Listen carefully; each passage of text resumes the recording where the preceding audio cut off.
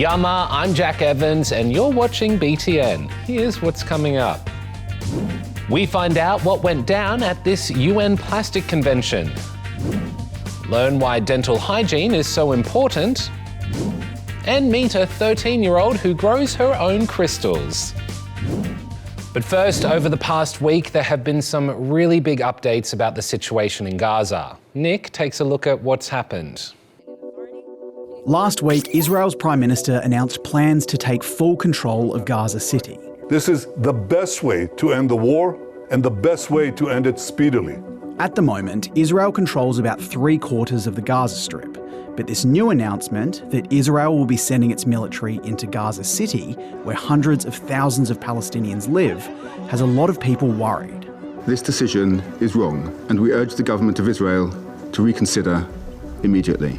This is not a path to resolution, it is a path to more bloodshed. The Israeli government says it has no other option. It wants to put pressure on Hamas, the terrorist group which controls Gaza, to surrender and release the hostages it took when it attacked Israel on October 7th, 2023. But many in Israel believe this plan will actually make the hostages less safe. Over the weekend, thousands of Israelis, including the relatives of some of the hostages, took to the streets to protest, calling for an end to the war. My husband is still there. Every invasion, every bullet, every airstrike could cost him his life. The United Nations and governments around the world, including Australia, have been quick to criticise Israel's plan, with many saying it'll only make the situation worse. This would risk catastrophic consequences for millions of Palestinians and could further endanger the lives of the remaining hostages in Gaza. It will also worsen the already catastrophic humanitarian situation in Gaza. We reiterate our call for an immediate ceasefire. We have a humanitarian catastrophe unfolding there, and the idea that it can just be continued is completely unacceptable. The United Nations and humanitarian organisations have been warning for months that Palestinians are facing a worsening hunger crisis and that a ceasefire is needed to make sure enough aid can safely get into the hands of starving Palestinians. This week, the Australian government made the historic decision to join the likes of Canada, France and the UK in recognising a state of Palestine at the next United Nations meeting in September. Australia will recognise the right of the Palestinian people to a state of their own. Right now, more than 140 nations already recognise Palestine as its own independent country. The Prime Minister said the decision was only made after getting a number of guarantees from Palestinian officials, including that Hamas won't have a role in a future Palestinian state.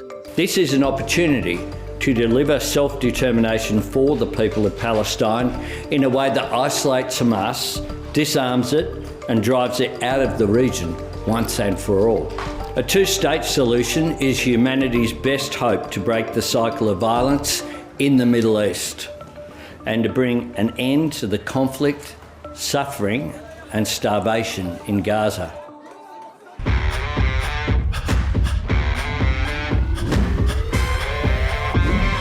Thousands of people in southern France have been forced to flee their homes because of a major wildfire.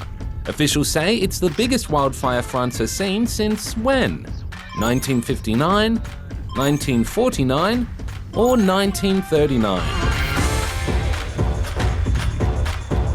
It's 1949. The fire has burnt more than 15,000 hectares, and thousands of firefighters are working hard to bring the blaze under control. Italy has accused which fast fashion company of greenwashing? Is it Shein, Shine, or Shon? It's Shein. Last week, Italy hit Shein with a $1.7 million greenwashing fine, saying that the retailer has been misleading customers to believe that some of their products are more environmentally sustainable than they actually are. Shein says they've now updated their website to make sure their environmental claims are clearer and easier to understand. Who is this singer? It's Jessica Mauboy. and she was just inducted into the NIMA Hall of Fame at a ceremony held in Darwin over the weekend. The National Indigenous Music Awards honour the country's most outstanding First Nations talent. Emily Warramara took out both Artist and Film Clip of the Year. Meanwhile, Bullman School and Community won Community Clip of the Year with their song Crocodile Style. Follow mama, has a long skinny nose. She lips down low with a fresh water flow. And a study has found that cockatoos have 30 distinct what? Screeches, dance moves, or facial expressions? It's dance moves. Researchers at the Charles Sturt University studied videos of cockatoos dancing on social media and identified 30 distinct moves. They're not entirely sure what motivates the cockatoos to dance, but reckon it's most likely because it's fun. Delegates from more than 170 countries have met in Switzerland to find a solution for plastic pollution. Joe found out how this once revolutionary invention became one of the most pressing environmental challenges of our time. Take a look. We find plastics everywhere we look, from the deepest ocean trenches up to the Himalaya mountain. So this just highlights that we really need to get a grip on plastic pollution. The impacts are here and now, and we have to stop this from spiraling out of control. These are the concerns many experts around the world share. And it's why they, along with diplomats from 184 countries, have met at the United Nations in Geneva, Switzerland, in the hope they can negotiate and agree on a treaty to end plastic pollution once and for all. This is a challenging task, but a deeply necessary one. It's hard to imagine a world without plastic in it, especially when so many everyday items contain some kind of plastic, like containers, bags, cutlery, toys, electronics, clothes, building materials, sports equipment, and whatever this thing is. Plastic has been with us for a really long time, but it wasn't until the 1950s and 60s that plastic really started to take off. It was long-lasting, easy to clean, and cheap to make. So cheap that eventually people didn't bother to clean and reuse it. And the era of throwaway living or single-use plastics was born. But by the 1970s, it started to become clear that all this plastic waste was a problem, and lots of people were concerned about its impacts on the environment. They can cause this traumatic time for such a beautiful little animal. See, plastic takes a really long time to decompose. In fact, nearly all plastic ever created still exists in some form today. A lot of it ends up in landfill, but it also makes its way into our waterways and oceans. And as it slowly breaks down, it turns into microplastics. Microplastics have actually been found in all organ systems. So a recent study that came out showed that these microplastics were actually present in brains on autopsy.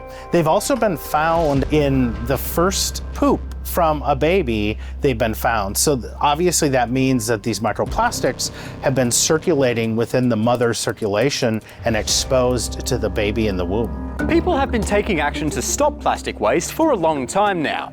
Bangladesh was the first country in the world to implement a ban on thin plastic bags back in 2002. And here in Australia, plastic bags were first banned in South Australia back in 2009, followed by straws and cutlery in 2021, and containers, cups, bowls and plates in 2022 and 2023. There have also been lots of improvements in the way we recycle and reuse plastics, but there's still a lot of plastic floating around out there. In fact, it's estimated that more than 7.2 billion tonnes of plastic waste is currently contaminating our environment. And that number is growing by about 417 million tonnes every year. But the UN Intergovernmental Negotiation Committee on Plastic Pollution is hoping to change that for good. They spoke about ways to cut plastic pollution, limit plastic production, and manage harmful chemicals in plastics. It begins with having global rules. That's really it, and that's what this treaty will enable. While many support the treaty, not all countries have been able to agree on how far the rules should go. And with the conference wrapping up later this week, we'll have to wait and see what happens next. We're watching BTN from Diya Primary School.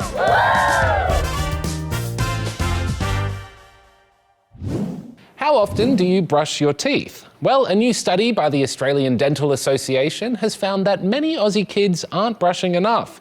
Kushi found out why building good habits early is so important.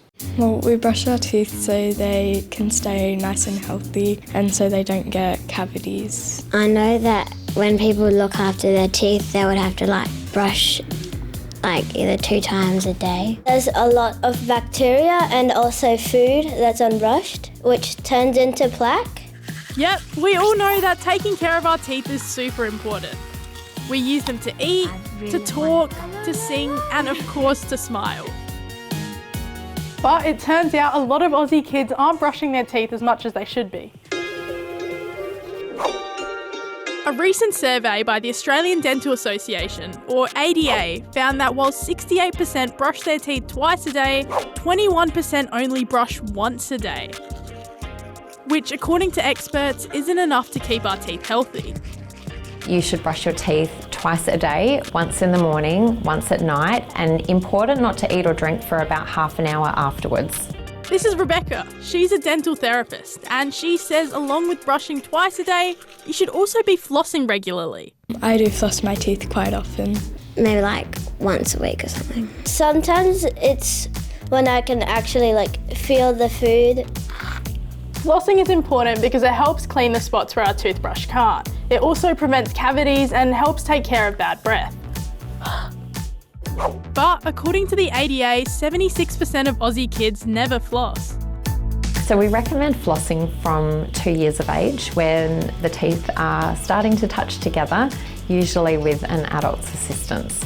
And an adult might need to assist until around 8 or 9 years of age, and that's when you may feel more capable to floss by yourself. Then there are sugary drinks. The Australian Dental Association found that 38% of kids drink fizzy drinks 2 to 5 times a week, and 27% of kids have fruit juice every day. If you're snacking on sweet foods and drinks too often, it means that the amount of time your teeth are in contact with acid increases, and so does your risk of tooth decay. That happens when a layer of bacteria called plaque starts building up on your teeth. The bacteria feeds on the sugar in your foods and drinks you consume and makes an acid, which weakens the protective layer of your teeth called enamel. As the enamel weakens, it can lead to cavities or holes in your teeth. And if left untreated, those cavities can turn into tooth decay, which can cause you pain, your tooth can get infected, and the dentist might need to take it out. One thing we recommend often here for children is if they've had something sweet to eat, just have a good drink of water, try and get the sugar off the teeth. So how should we be brushing our teeth? Well, you've got to remember to be cleaning the outside areas, the inside surfaces, and the parts that you chew with. So when you're brushing, make sure that the bristles are pointed towards your gum, and we want you to be doing lots of gentle circles around your gum line. You need to do every single tooth in your mouth. Outsides, insides, chewing areas, and that should take 1 minute, and then you repeat on the lower jaw. And should we be brushing our tongue? You can certainly brush your tongue afterwards because we do have bacteria on our tongue too. Rebecca says it's important to learn this stuff early, so that when you get older, you can continue to use your chompers to eat, speak, sing, and smile.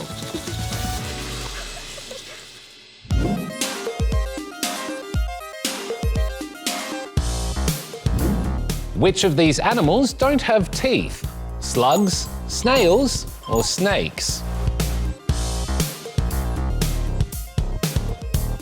It's a trick question. They all have teeth.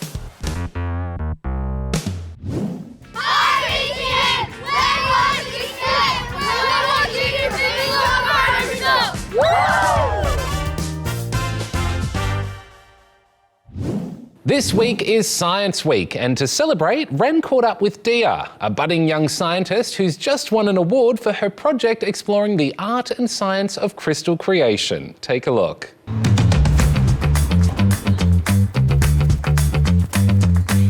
Diya! Oh, hi. Nice to meet you. So wonderful to meet you. Okay, so I heard you know a thing or two about crystals. Yeah, should I show you a few? Yeah, let's go. Crystals. They're solids made up of atoms and molecules arranged in a repeating pattern. They come in all shapes and sizes and many different forms. There's amethyst, quartz, rose quartz, moldavite, citron, diamonds, as well as some you probably use all the time without realising, like salt and sugar. These types of crystals form naturally, but you can also grow crystals yourself, something Diya is pretty fabulous at. Ta-da! These are my crystals, and I made this using a process called crystallization. Crystallization can happen a few different ways, but the most common is when liquids either cool down or evaporate. For example, quartz is made when melted rock or magma cools down really slowly deep underground. Salt crystals, on the other hand, form when salty water evaporates. Diya's crystals use the evaporation method. We start up with our aluminium potassium sulfate. We have to measure 30 grams of it and then place it into our beaker.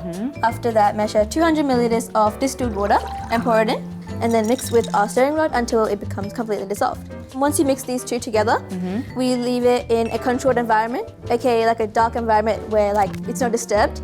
And then after a few days, you'll see that tiny crystals have formed. Okay. These are some of them. Let's have a look. They are called seed crystals. So when I made the seed crystals, it took like a week-ish to grow. So I actually wrote a poem about it. You wrote a poem? Yeah, when I was waiting. I was like too excited. Seed crystals are small crystals that act as a sort of template for bigger crystals to form. We'll just basically place it in, like dangling on top. And then place it in the same controlled area, and soon you'll see large crystals. In total, Diya made 14 crystals, slightly altering her method with each one. And over 10 weeks, she documented how each of them grew and the changes she saw. In the report, I included a logbook, which is basically like what I did each day. So I can be like, oh, today I made the seed crystal. Or I can be, today I tied up my crystal to make my main crystal. So like a diary, but for your crystals. Yeah, absolutely. Yeah, I love it. At the end of it all, she entered her report into a science competition called the Oliphant Science Awards. And guess what? She won! I was like so shocked because it's my first time making the crystals, and I'm like, oh, maybe it won't go that well or something like that. But when I found out that I had won, I was like, wait. You're like, oh my god! Yeah, you're clearly very good at it. And since you're so good at it, I'm wondering, would you make me a crystal? Absolutely, crystal scientist. Do you want to pick your color? Yes.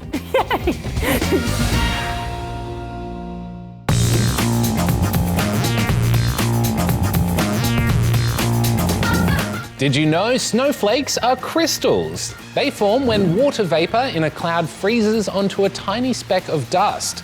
As it falls, the temperature and humidity change its shape, making every snowflake one of a kind.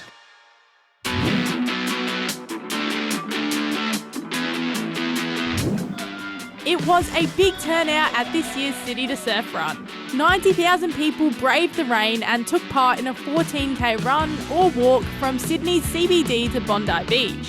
While the event is about raising money for charity, it wouldn't be a race without some winners. Isaac Hayne took first place in the men's comp with a time of 40 minutes and 33 seconds. Beat last year's time by 20 or 30 seconds, so yeah, look, that's a sign I'm in shape. And in the women's, it was Bronte Oates who secured the top spot with a time of 45 minutes and 51 seconds. It's crazy, I've always wanted to win. I'm so excited.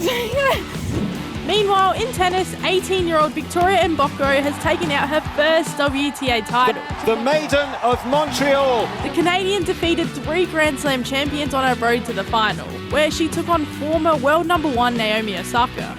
It was a rough start for Mboko after Osaka dominated the first set, but she quickly turned the match around in the second set, sealing the title 2-6, 6-4, 6-1. And 14-year-old Benjamin Kastenskield from Denmark has just secured the world title in surf freestyle at the GWA Wingfoil World Tour. If you hadn't worked it out, wing pooling is where you use a handheld wing while standing on a board to glide above water. Not only was this Benjamin's debut season, he's also made history as one of the youngest world champions in the sport.